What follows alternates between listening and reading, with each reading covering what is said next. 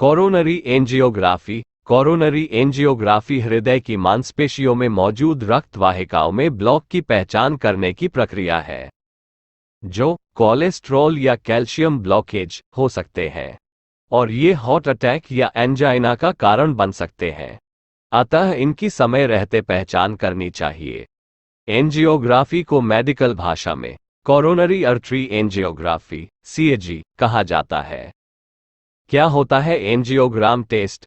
Angiography test वह होता है जिसमें शरीर के किसी अंग में रक्त के बहाव की जांच की जाती है। इसे मुख्य रूप से फेफड़े, आंखें, किडनी की जांच करने के लिए किया जाता है, लेकिन जब इसका उपयोग दिल की धमनियों की जांच की जाती है, तब इसे कोरोनरी एंजियोग्राफी कहा जाता है। इसमें कई चरण शामिल हैं। इसमें सबसे पहले डॉक्टर आपकी चिकित्सा इतिहास, मेडिकल हिस्ट्री को देखते हैं, जिनमें आपकी एलर्जी या आपके द्वारा ली गई दवाइयों की जानकारी शामिल होती है। चिकित्सक आपकी शारीरिक जांच करता है और आपके महत्वपूर्ण मापदंडों जैसे रक्तचाप, ब्लड प्रेशर और नाड़ी पल्स आदि की भी जांच करता है। इसके बाद आपकी किडनी की जांच की जाती है, जिससे इस बात का पता चलता है कि आपके या आपके परिवार में किसी को किडनी की बीमारी है या नहीं। कोरोनरी एंजियोग्राफी कराने के कारण कौन कौन से होते हैं? आपको इन स्थितियों में कोरोनरी एंजियोग्राफी कराना चाहिए: अस्थिर एंजाइना या सीने में दर्द, जो दवाई लेने या हार्ट अटैक के बाद भी ठीक नहीं होता है। हाल ही में दिल का दौरा, हार्ट अटैक पड़ा हो, अगर ईसीजी का चिंताजनक परिणाम आया हो, कोरोना एक्सट्री रोग के बढ़ने का पता चला हो, सांस लेने में तकलीफ हो, हार्ट ट्रांसप्लांट रोगियों की सेहत पर निगरानी रखनी हो, कमजोरी या चक्कर आए हो। कोरोनरी एंजियोग्राफी से पहले कौन कौन से कार्य किए जाते हैं? चूंकि यह काफी महत्वपूर्ण प्रक्रिया है, तो इसे करने से पहले काफी तैयार की जाती है, जो पूर्व प्रक्रिया के अंतर्गत आती है। इसमें कई चरण शामिल होते हैं। टेस्ट: इसे करने से पहले मरीज के बहुत सारे टेस्ट किए जाते हैं, जैसे x-ray, CT scan, blood test, kidney की जांच इत्यादि, जो इस बात को सुनिश्चित करता है कि वो पूरी तरह से स्वस्थ है। दवाएं न खाएं। अक्सर डॉक्टर यह सलाह देते हैं कि मरीज को सर्जरी से पहले सभी तरह की दवाइयों को खाना बंद कर देना चाहिए, क्योंकि वे सर्जरी में बाधा उत्पन्न कर सकती हैं। पर्याप्त मात्रा में पानी पिएं। इसे करने से मरीज को पर्याप्त मात्रा में पानी पीना चाहिए, ताकि यह पूरी प्रक्रिया अच्छी तरह से हो सके। किसी भी प्रकार का तनाव न लें। किसी भी काम से पहले घबराहट होना स्वाभाविक होता है, लेकिन उसे लेकर अधिक समय से तनाव लेना नुकसानदेह हो सकता है। यही बात इस स्थिति में भी होती है। अगर आपको इसे लेकर कोई भी आशंका है, तो उसके बारे में अपने डॉक्टर से बात करें।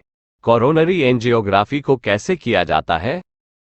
कोरोनरी एंजियोग्राफी प्रक्रिया में कई चरण शामिल होते हैं। कोरोनरी एंजियोग्राफी प्रक्रिया में आपको एक्स-रे टेबल पर लेटाकर और फिर आपकी छाती और पैरों पर सुरक्षात्मक पट्टी बांधी जाती है। एक्स-रे कैमरा आपके शरीर के ऊपरी हिस्से पर घूमता है, ताकि उस हिस्से की भिन्न भिन्न तरीके से तस्वीर ली जा सके। आपको शामक या अन्य दवाई दी जा सकती है, और आपकी बाहों में आईवी लाइन से तरल पदार्थ को डाला जाता है। आपकी छाती पर लगे इलेक्ट्रोड से आपके दिल पर नजर रखी जाती है। एक ब्लड प्रेशर कफ आपके ब्लड प्रेशर पर निगरानी रखता है, और प्लस ऑक्सीमीटर आपके खून में ऑक्सीजन की मात्रा का मापन करता है। आपकी बाह के थोड़े से हिस्से से बालों को शेव किया जाता है। उस अंग को साफ करके संक्रमण रहित किया जाता है, और पतली ट्यूब कैथेटर को डालने के लिए उस अंग को एनेस्थीसिया से सुन्न किया जाता है। उस अंग की शुरुआत में एक छोटा सा चीरा किया जाता है, और आपकी बाह में हल्की प्लास्टिक ट्यूब को डाला जाता है।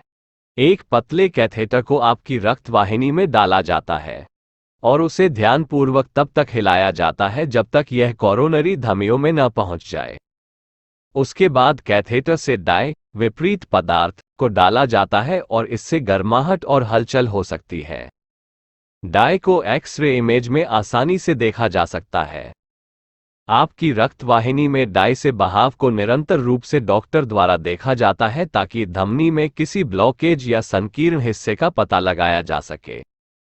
एंजियोग्राम के दौरान आपके डॉक्टर के अवशोषण के आधार पर आप पर अन्य कैथेटर प्रक्रिया की जा सकती है, जैसे बैलून एंजियोप्लास्टी या स्टेंट प्लेसमेंट, ताकि संकुचित धमनी को खोला जा सके।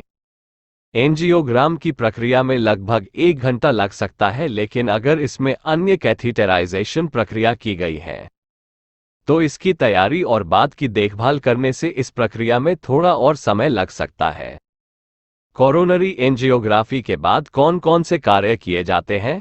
इसके समाप्त होने के बाद भी काफी कार्य किया जाता है, जो प्रक्रिया पश्चात के अंतर्गत आता है, और इसमें काफी चरण शामिल होते हैं।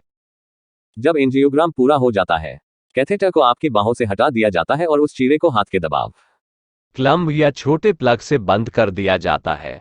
आपको अवलोकन और निगरानी के लिए रिकवरी रूम में ले जाया जाता है। जब आपकी स्थिति स्थिर हो जाती है तो आपको अपने कमरे में ले जाया जाता है, जहां पर आप पर निरंतर रूप से निगरानी रखी जाती है। रक्तस्राव को रोकने के लिए यदि कैथेटर ग्रोइन में डाला जाता है तो आपको कई घंटों तक लेटे रहने और आराम करने की जरूरत होती है। आपकी सेहत की स्थिति के आधार पर आपको रात भर अस्पताल में रुकना पड़ सकता है या उसी दिन घर जा सकते हैं।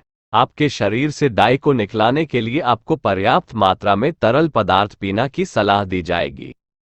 अगर आपको भूख लगती है तो ऐसी स्थिति में सेहतमंद खाना खा सकते हैं। आपके डॉक्टर आपको यह बताएंगे कि क्या आपको अपनी दवाइयां खाना जारी रखना है, किसी काम को करना है या दिनचर्या की गतिविधियां करनी है। हालांकि कोरोनरी एंजियोग्राफी की प्रक्रिया के बाद लगभग 1 सप्ताह तक के लिए वो अंग नरम, फूल और चोट जैसा लग सकता है। दिल्ली एनसीआर में कोरोनरी एंजियोग्राफी की लागत कितनी है? कोरोनरी एंजियोग्राफी को करने की लागत विभिन्न अस्पतालों, क्लिनिकों इत्यादि पर निर्भर करती है। औसतन रूप से कोरोनरी एंजियोग्राफी में 10 से 20 हजार रुपये का खर्च आता है। कोरोनरी एंजियोग्राफी के लाभ और जोखिम। किसी भी अन्य सर्जरी, ऑपरेशन या इलाज कराने की भांति कोरोनरी एंजियोग्राफी की प्रक्रिया के भी अपने लाभ और हानि है, जो इस प्रकार है। कोरोनरी एंजियोग्राफी के लाभ।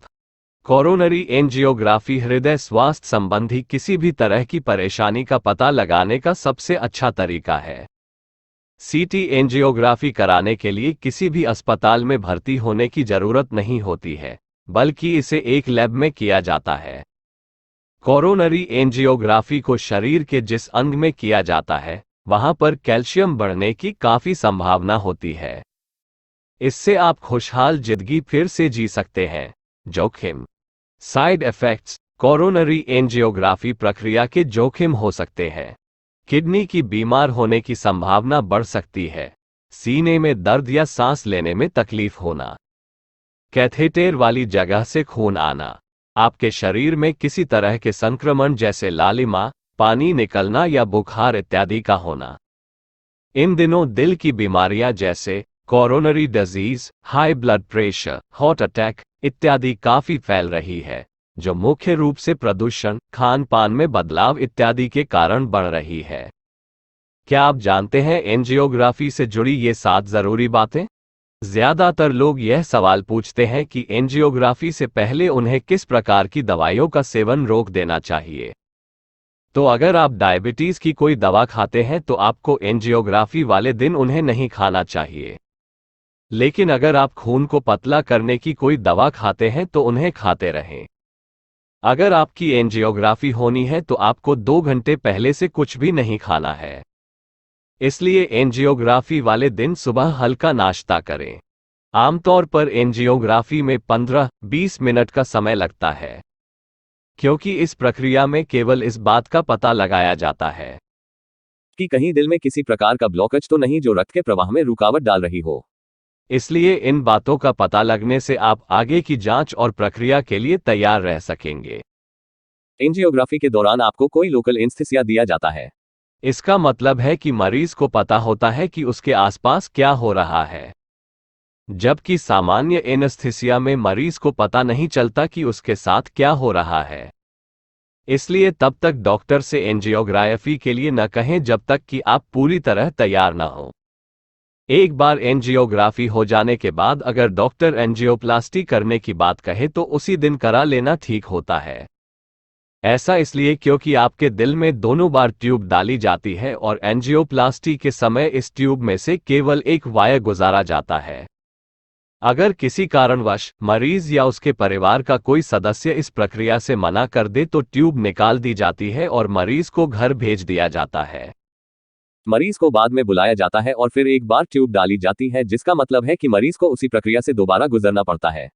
अगर एंजियोग्राफी हाथों से की जाती है तो मरीज 2 घंटों के भीतर घर जा सकता है। आजकल इसी पद्धति का इस्तेमाल ज्यादा किया जाता है, जबकि पहले ट्यूब को ग्रोइन की मदद से डाला जाता था। लेकिन ग्रोइन से ट्यूब डाली जाने पर मरीज को 6-8 घंटे तक अस्पताल में ही रहना होता है।